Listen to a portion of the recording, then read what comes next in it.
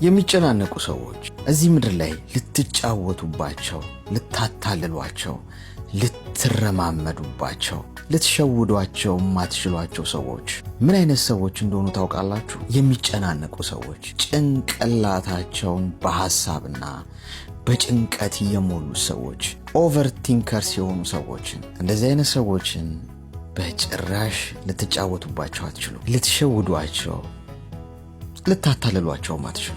ምክንያቱም ነገሮችን በጥልቀት ነው የሚያሰላስሉት፣ በጥልቀት ነው የሚመረምሩት፣ በጣም አተኩረው ነው ነገሮችን የሚመለከቱት።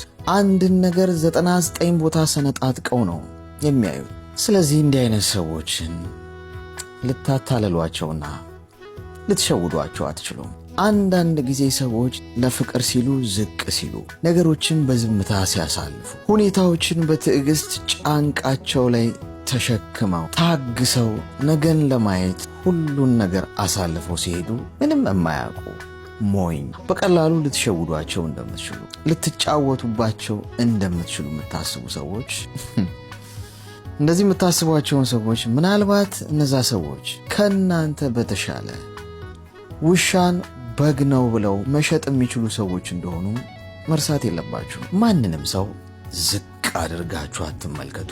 የትኛውም ሰው ከናንተ በላይ ዕውቀት፣ ከናንተ በላይ ብቃት፣ መሸወድም ካስፈለገ ከናንተ በላይ መሸወድ እንደሚችል በጭራሽ መርሳት የለባችሁ። አንዳንዶቻችሁ ከናንተ በላይ አዋቂ የሌለ፣ ከናንተ በላይ ጠንካራ የሌለ፣ ከናንተ በላይ አራዳና ብልጣብልጥ የሌለ የሚመስላችሁ በጣም አስቂኝ ሰዎች አላችሁ።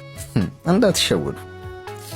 ዝም ያለውን ፍራ ነው ነገሩ። ስለዚህ የሚጨናነቁ ኦቨርቲንከርስ የሆኑ ሰዎችን መሸወድም ማታለልም አይቻልም። ምናልባት አውቀው ሊሸወዱላችሁ፣ ሊታለሉላችሁ ይችላሉ። አውቀው እንዳላወቁ፣ ሰምተው እንዳልሰሙ፣ አይተው እንዳላዩ ሆነው ሊያልፏችሁ ይችላሉ እንጂ በጭራሽ እናንተ ብልጥ ሆናችሁ ወይ አራዳ ሆናችሁ እንደዚህ አይነት ሰዎችን ልትጫወቱባቸው አትችሉ።